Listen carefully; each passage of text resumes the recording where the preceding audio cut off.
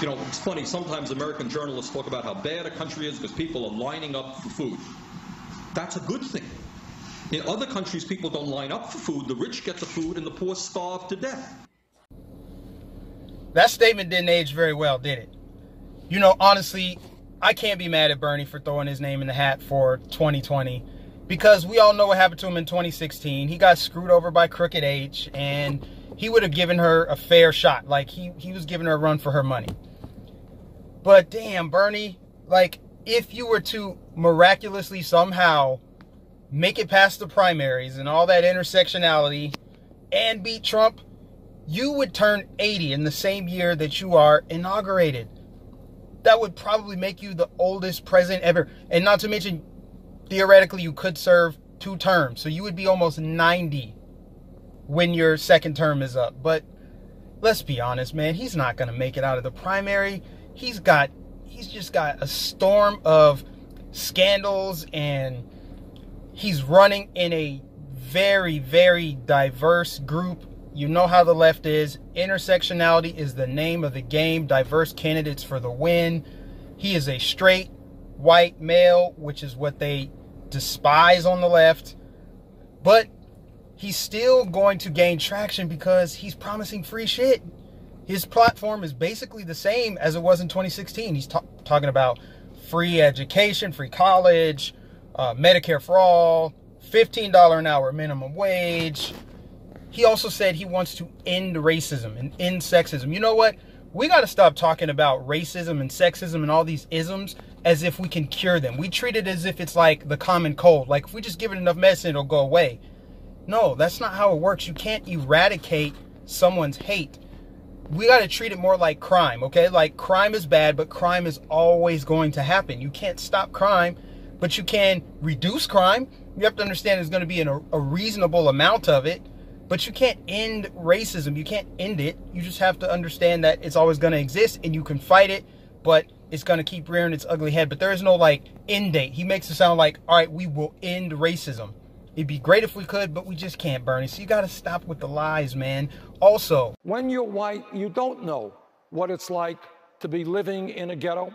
You don't know what it's like to be poor. Ignorant statements just like that show just how out of touch Bernie is. Come on, Bernie, you can't say that. Really? Because someone's white, they don't know what it's like to be poor and live in the ghetto?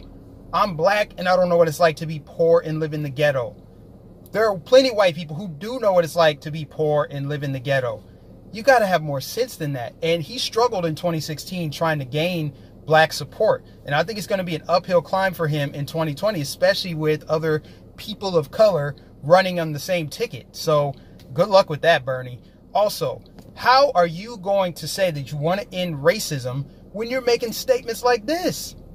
It gives me no pleasure to tell you that we now have a president of the United States who is a racist. And we have a president intentionally, purposely, is trying to divide us up by the color of our skin, by our gender. Bernie, really, you're going to suggest that Trump is the one dividing the country by race and gender and sexual orientation and religion?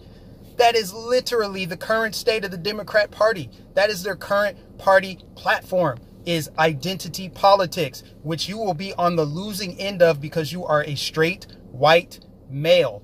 They don't like straight white men. You're going to be a victim of identity politics. And then you have the balls to give a speech on Martin Luther King Day to call the president racist and say that he's the one dividing the country by race and sexual orientation and gender. And get out of here, man. No wonder you want weed to be legal, because you must be smoking. Trump is doing the exact opposite of that. Make America great again means people from all walks of life come together and celebrate what unites us. Being American. You're running in the wrong party.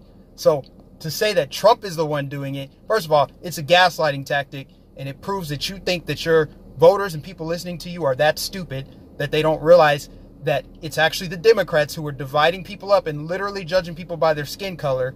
That's neither here nor there. You are going to lose so big in 2020. In fact, you're not going to make it out of the primaries, man. He talks a big game about how he's going to take on the establishment and fight big banks. He just wants to grow government. He wants to become the establishment.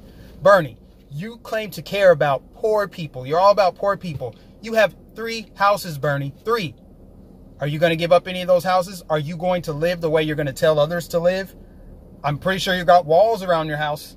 All your houses probably got walls around them. Not to mention your little protege, AOC, just moved into a high-end luxury condo in a gentrified area of Washington, D.C.